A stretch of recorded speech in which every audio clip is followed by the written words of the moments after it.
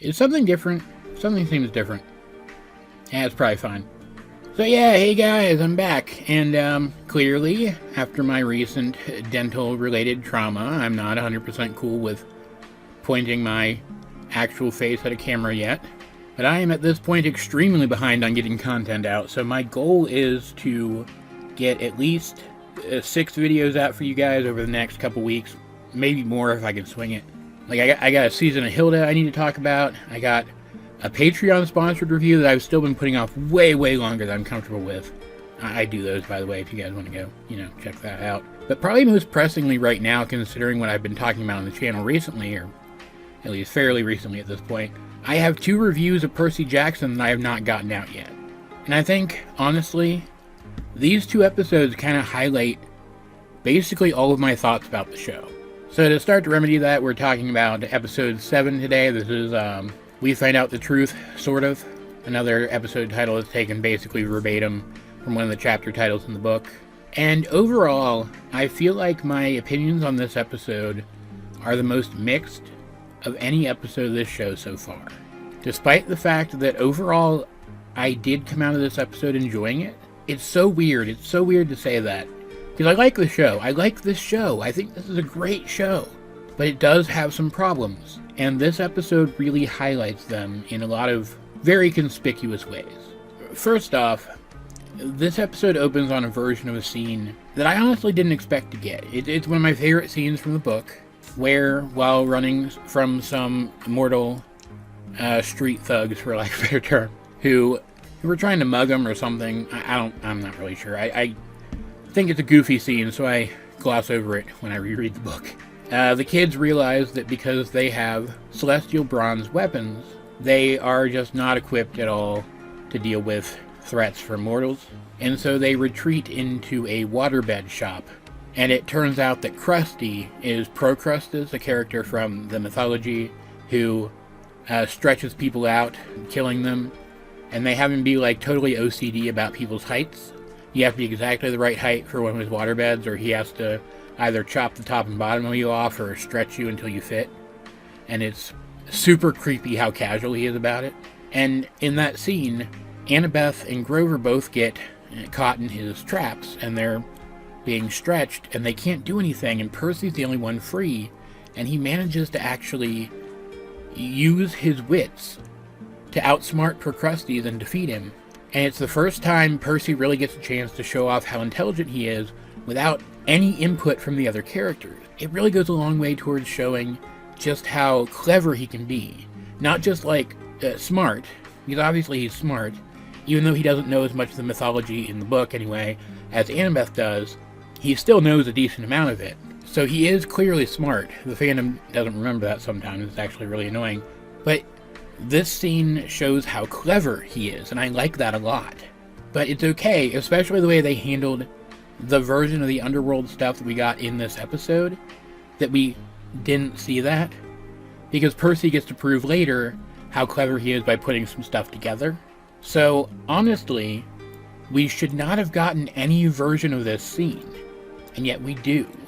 And it's so much worse. It's just so much worse. It's another scene where they reinforce the themes of family and bad family and good family that are present throughout this season of the show. And while that's cool in its own way, we get so many of those we don't need another one. And because of that, they don't have time for the kids to enter the underworld the way they do in the book through, I think it was a record company?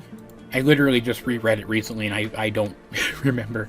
I'm pretty sure it was a record company, but I don't remember because the memorable part of the scene is the book version of Karen, the ferryman.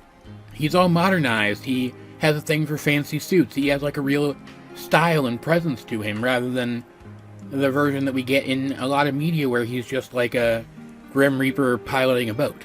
But because they don't have time to do that in this version, because they spent time on the Krusty scene, and because the kids inexplicably enter the underworld through Krusty's shop in this version, instead, Karen is just a Grim Reaper figure piloting a boat. It's so disappointing. And then because apparently Disney only was willing to spend like a 1/1000th of a percent of their usual budget on this show's special effects, we don't get any like big sweeping shots of the underworld to really show off its scale. We get some indication of how big it is, but not enough. It never seems grand to the point of being like terrifying. This is supposed to be a place that's so big that it's scary, that being there is like overwhelming. And we get some vague indications of that. For the most part, it's just filled with fog, so that we can't really see very far. It's like playing The Elder Scrolls Morrowind without any beautification patches, so there's like fog of war everywhere. Yes, I am the kind of nerd that's the reference my brain goes to. Still never finished Morrowind. Still really need to actually play through the main quest of that game. That's beside the point, though. It's extremely annoying. It's just there's a lot here that I was looking forward to seeing that we don't get to see in really any form at all. It's so frustrating. Then we get Cerberus, the three-headed dog that guards the underworld, and he's actually pretty cool. And the scene where they defeat him, quote-unquote defeat him, is actually very reminiscent of how it went down in the book, and I liked it. And then they add extra stuff to the Fields of Asphodel, and actually, this was a little annoying, but they write Annabeth out of part of the underworld stuff. But that's just because, logically speaking, Annabeth should have figured out the big twist earlier than the characters needed to in the story, so I think they did that so it wouldn't feel like they were dumbing her down to make that scene work, which it does kind of feel like they do that a couple times in the book. But it is annoying, because I'll talk about this. Will I talk about this again in the next one? I don't know, let's talk about it now, it's fine. They do this several times in this season, where it's almost like maybe because they changed her race and they didn't want to seem like they were disrespecting a person of color, or I don't know. There are several times throughout this season where they like write out Annabeth's flaws, or at least it feels like they are. Like, I think the most glaring one is we never get a scene showing her being absolutely terrified to the point of being effectively paralyzed by her fear of spiders. They just write that out of this version of the story completely. We get a mention of her fear of spiders, but we don't see it. Instead, that's the sequence where she has that big speech about how Percy's different, giving her that big moment with Hephaestus, where Hephaestus then frees Percy from the device. And it's not like she didn't get anything to do there in the book version, and I do like the show version better, I've said that before. But in the book version, her cool moment of like mathing them out of a situation comes after her being so terrified of spiders. We get to see one of her flaws, and then get reminded immediately afterwards of how badass she is. Show Annabeth doesn't really have any moments like that, and so she feels less like a person and more like, I don't know, a paragon almost. And it's a little annoying. It takes away from what's so endearing about these characters in the original version. And so writing her out during all of this underworld stuff feels like they're neglecting the character some more. That was really, really freaking annoying. But then the thing that leads to her getting written out of the story is that they add stuff to the Fields of Asphodel, which was really cool. And then there's additions to this episode that I don't really want to get into in detail, because they were so freaking good. And like, straight up, if you plan to watch this show, I don't want to spoil them at all. Let's just say we get a little bit more of Percy's dad than we originally would have, and it is super cool. And in the end, when they finally reach Hades, not only do I really like their portrayal of Hades in the show, because he's just some guy, and like, I don't even know how to describe it, but like, Hades always felt like he was the odd man out amongst the gods in the books, not just because he was relegated to the underworld, but because even though he couldn't always admit it because he had to maintain like a facade of power, he cared about stuff more than the other ones did. And I might be reading too much into that. That might have just been how I was reading the character. Because I've seen people arguing that they write that into Hades in the show, even though that wasn't part of his character. But even though he is clearly like playing politics with Percy because he thinks Percy stole not the lightning bolt but Hades' Helm of Darkness. That's the real reason why he lured Percy here by taking Percy's mom. He is respectful towards Percy and Grover, who was there with Percy in this version. And even though he makes it clear how powerful he is and how in control of the situation he is, when the actual twist is revealed, which I'm going to have to spoil it, because like, some of the stuff I'm going to talk about later won't make sense if I don't. The real villain is Kronos, the father of the gods, who was defeated by Zeus and his siblings, the king of the Titans, and just an all-around horrible villain in mythology. When the kids come to the realization that that must be who the villain is, based on some other stuff that happened in the episode, the first thing Hades does is say, "Ask me for asylum, I will protect you." And like, yes, that is partially because at this point we know Percy does have the lightning bolt. It was basically snuck into his pocket in an attempt to get it to Kronos, who was trapped in the underworld. But I mean, he's frickin' Hades. He could have just taken the lightning bolt if he wanted to.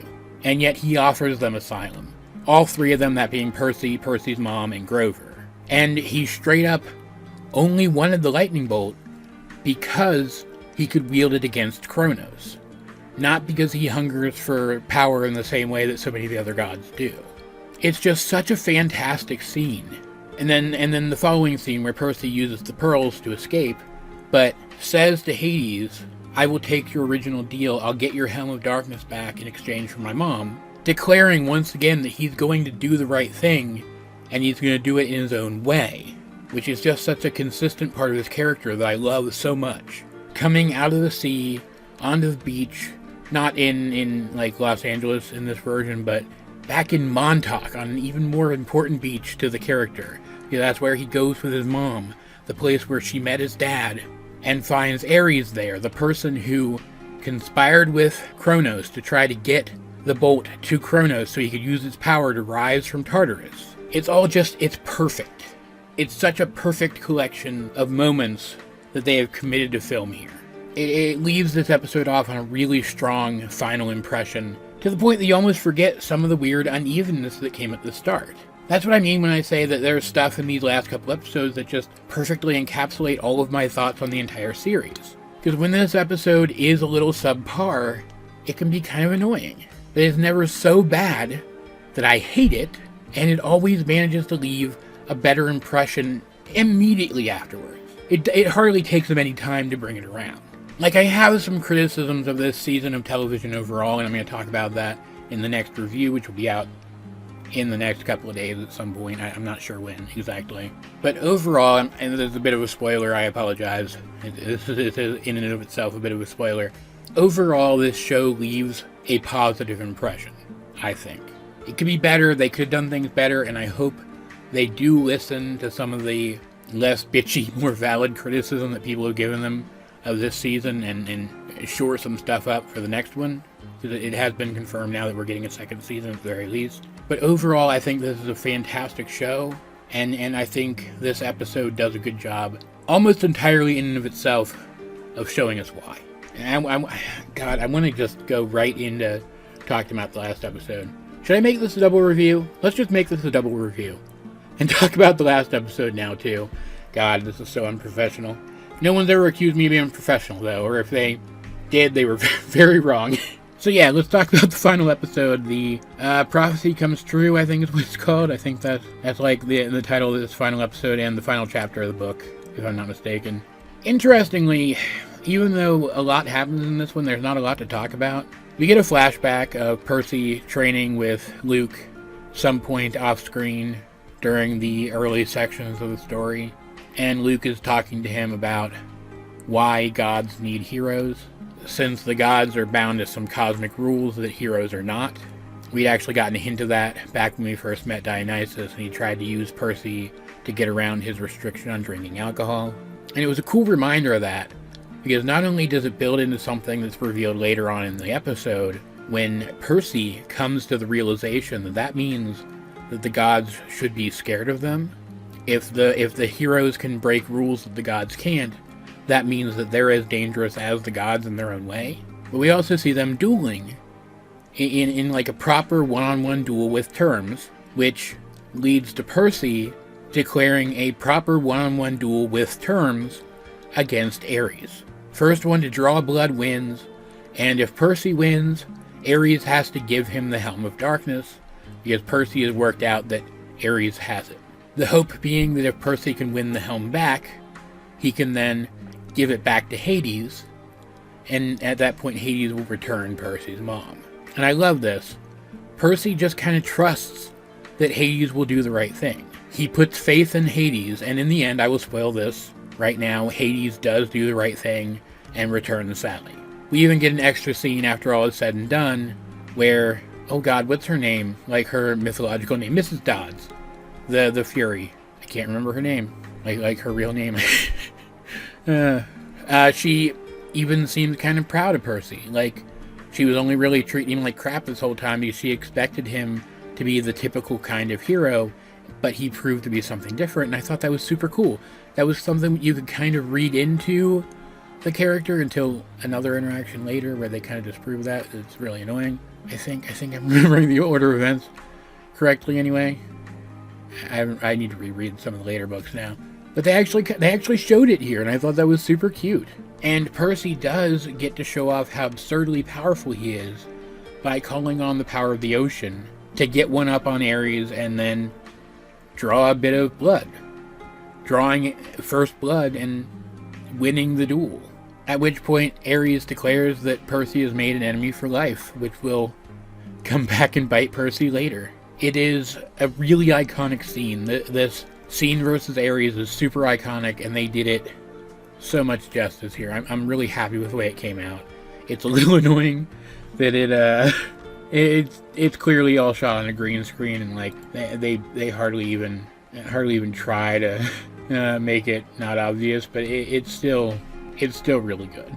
And the subsequent scene where Percy gives the helm back to Mrs. Dodds in the cabin where he and his mom go, in this location that's meaningful to both of them, knowing that this is the action that sees her safe return later on in the story, is just so cool. The idea that rather than just bring him back to the ocean kind of, I guess, above where he was, since the entrance to the underworld is in Los Angeles, that the pearls brought him back to an ocean that's actually important to him, that in and of itself is so freaking neat. I feel like this sequence here is just perfect, save for one annoying thing, because very early on, we were told that Smelly Gabe, Percy's awful stepfather, doesn't have a job in this version. We don't get one of the most iconic lines from the book, where Percy speaks to a reporter, and to get back at Gabe, says, "I know that my stepfather has been so worried about me, I'm sure he would want to give everybody in New York City a free device from his appliance repair shop," or whatever the exact line is. It doesn't matter. That's hilarious!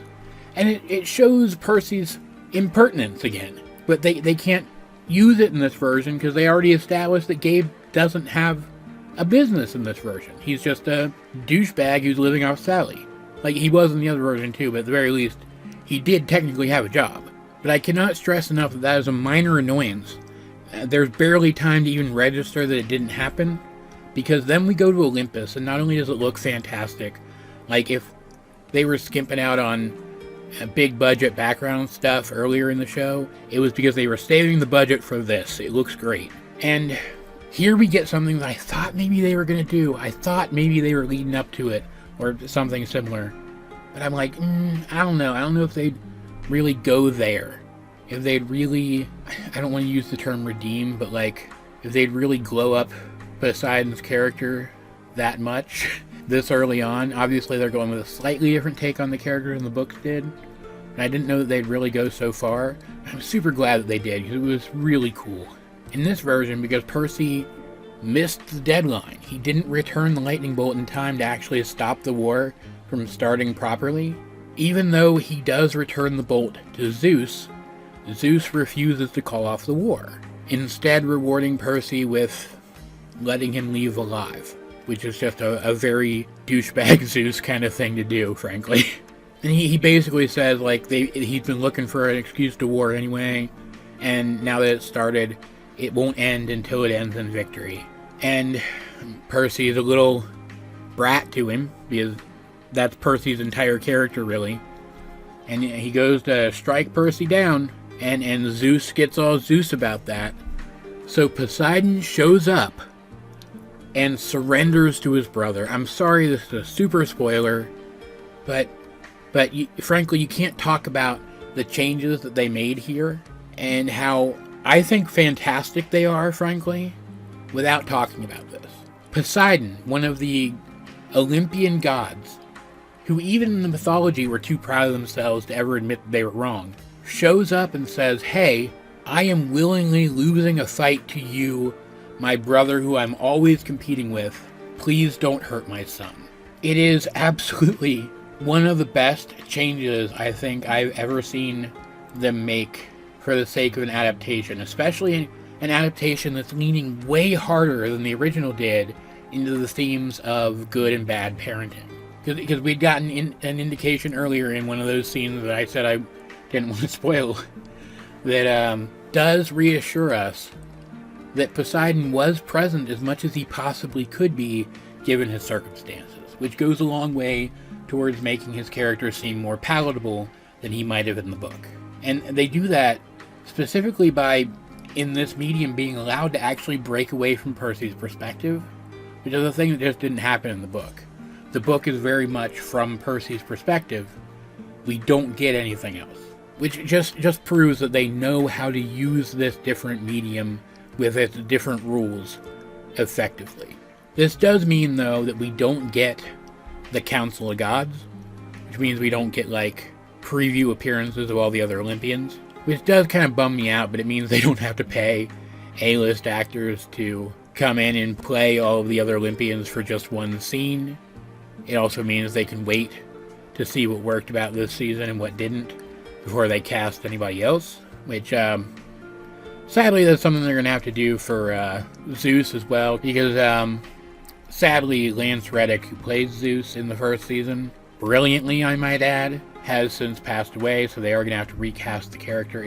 It's just heartbreaking, frankly. And my point is, I understand why they did it, and I think it's fine. And then we get another change that I know a lot of people didn't like, and I'll admit, I am kind of disappointed that we missed out on a little bit of something because of it, but I actually liked it. It's revealed, and this is another major spoiler, so, like, I don't know, jump to the end of the video for my final thoughts. If you don't want any more spoilers, I'll try to remember to put a time code in here, but I probably won't, frankly. We do find out that the friend that was supposed to betray Percy, according to the prophecy, was actually Luke, who was actually the one who was working with Kronos. He's the actual lightning thief. In the book, we find this out when Luke tries to kill Percy because he's getting ready to run from camp and go off and actually start consolidating forces for Kronos. And he knows that Percy is a dangerous loose end and wants to get rid of him.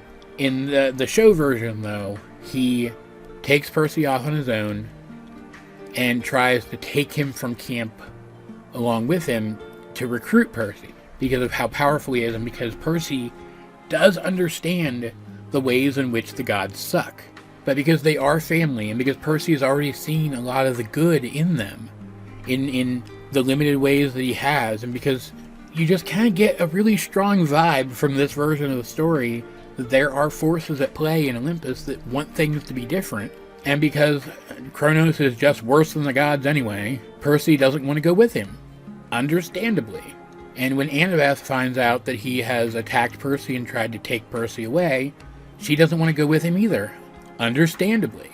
And so this version leans really hard into Luke actually did, to some degree, value Percy for his strength and his skill, and did like him as a person and did care about him, which is a thing that we did get in the book version. It's just it was overshadowed by the fact that he then tried to kill Percy for Kronos, because at the end of the day they were more afraid of him than they were willing to risk actually letting him stay alive, even though, technically speaking, retroactively that doesn't make a ton of sense, because Kronos needs a child of the big three gods to be alive and active in the world in order for the prophecy of his resurrection to actually come to fruition. So, like, frankly, trying to kill Percy there, unless it was strictly something that Luke did, which maybe it was, and I'm just misremembering. Maybe it wasn't, like, at Kronos' behest. It was stupid. My point is, it was a really stupid thing to do. So I'm actually glad they wrote it out, frankly.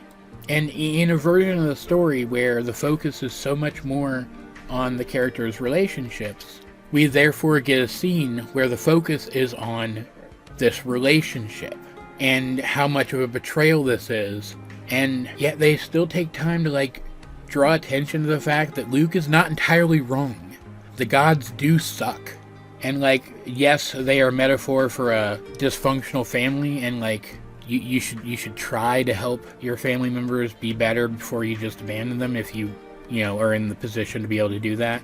But, like, in the context of the world, maybe they are too dangerous to be left to their own devices because they're literal gods with all this unfathomable power. And, like, sometimes the story has to drop the metaphor to make sense. So maybe Percy should have been more willing to listen to Luke, but he's also a child who, even if he does know the gods suck, maybe the first place his head goes to isn't going to be, let's completely destroy modern civilization because of it, My point is it highlights how complex the situation is in ways that the book just really didn't yet, and arguably never really did. Because while the book did say occasionally, oh, the gods suck, maybe they shouldn't be in power, we never really got much of, like, the characters actually contemplating how true and correct a statement that actually was in the book. We were just told that it was on their minds, if that makes sense. Here we're being shown the conflict and the nuances of it, and I appreciate that a lot. And in the scene where Luke had just tried to kill Percy, left him for dead, and then pieced out, we wouldn't have gotten that. So, like, yeah, we don't get that impression that Luke and, by extension, Kronos are genuinely afraid of Percy that we got in the book. But while I do understand why some people will be disappointed by that loss, I still think that this works better. I like it. I like what it rounds out to be. What I'm not as sure about, what I have more mixed feelings about, is, like, we get quite the epilogue here. It's a collection of pretty cute scenes, right? We get a scene between the trio, and we get a scene between Sally and Percy. We even get a pretty neat dream sequence where Percy actually talks to Kronos for a second, which is just neat. A lot of it, even though it does manage to be cute at the same time, is the characters just kind of expositing at each other as they set up for the next season. It's not the worst, but I feel like maybe we didn't need all of it. Though straight up the fact that Annabeth is going to try to reconnect with her dad, and that he's taking her to Disney, is adorable. Because obviously this is a Disney show, so, like, if they're gonna drop that reference, they're gonna drop that reference. But also, like, dang, especially this version of Annabeth, she feels so stiff and detached and serious. It is so obvious that she never got to be a child.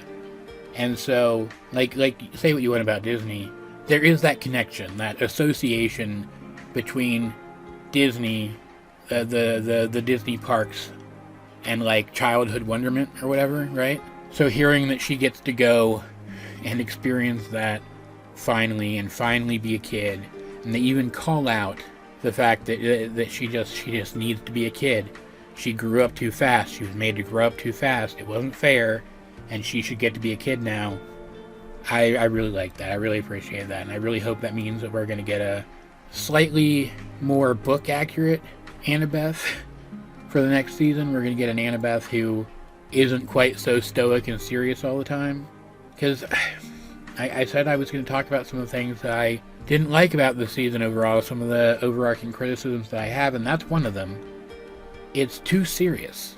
And what I was talking about earlier in this review now, since I'm doubling up at this point, about them seemingly being unwilling to show Annabeth as less than perfect, I think contributes to that a little bit, because she is always so serious, almost frustratingly so. There are moments where funny things happen around her, chuckle-worthy things happen around her, but she never really seems to, like, take part in them, even in the fairly limited way that she did in the book. Because she's not, like, an unserious character in the book, right? But it kind of changes the tone and the feel of a lot of the scenes in a way that the show's just not as funny as the book was. part of the fun of these books is how goofy they are. How they are simultaneously these big epics, and also, like, goofy in an almost mundane way, if that makes sense. Like, I talked about liking Hades because he's just some guy. He just feels like some guy. Like, he's a powerful guy. He's a guy that, like, you feel like, hey, I should probably respect this guy, but he's just a guy. And Zeus, even though he commands all this power, he's just a guy who has a really stinking bad attitude at the end of the day. And Poseidon, despite having all this power, is just a guy who, we find out later on in the books, really likes remodeling his castle, which is such a dad thing to do, frankly. And Ares is just a guy who is insecure about himself to the point that he likes to show off with the one thing he's good at, which is fighting. And while they got the epic parts of it right, and while they got the, like, relationship-y parts of it right, for the most part, I think, the humor never really got there for me.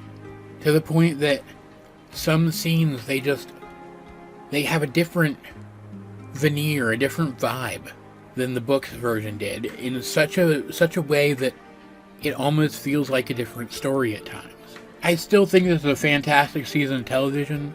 I think the people who are criticizing it to the point that they say it's like a travesty or whatever are just wrong. And I do hope for season 2, now that the show has proven itself to have staying power, that they will lean more into the goofy side of these stories. That they will try harder to strike that balance between the epic and the silly. Because frankly, we need more silly these days. Just give us the silly. I want the silly. Still, I think Percy Jackson and the Olympians, Season 1, adapting The Lightning Thief, was a success. I like this show a lot. I just reiterate again, I hope that they don't cover their ears and ignore all of the criticism that this show has gotten. I hope they listen to the less trolly, more respectful side of it, and they do make a few changes. Like straight up, if Rick is watching this video, why would he be? But if he is, hey Rick, man, just take this to heart. That we want to see more of the silly. Like I'm not the only fan saying that right now. That's it. That's really all I feel like they need to change to make this show even more successful than it already is, frankly, because it's already a good show, and I already said that. As per usual, though, guys, what did you think of this? What did you think of this season of television? What did you think of these last couple episodes? Do you agree with my specific thoughts? Would you have done different things differently? I'd really like to know your thoughts, because I know the thoughts on this show are fairly varied. Let's get a discussion going in the comment section down below. And while you're down there, you might as well check out the various links in my description to my social medias, as well as to where you can purchase the first 3 novels in my book series. All 3 of them are currently available for sale. In the meantime, though, this has been AJ22, and I will talk to you guys later.